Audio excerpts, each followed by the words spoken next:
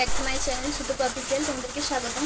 তো দেখো আমি এত সুন্দর করে সেজেছি, জানি ভিডিও করবো, তারপরে দেখি হঠাৎ করে বৃষ্টি লেগে গেছে। তো আজকে আমার ফাইনাল লুক কেমন লেগেছে জানিও প্লিজ। তো মিষ্টি মিষ্টি ভিডিও চলে আসছে, তোমরা দেখে নিও।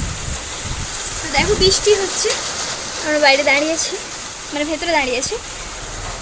তো কেমন লাগছে জানিও প্লিজ, আমার ফাইনাল লুক।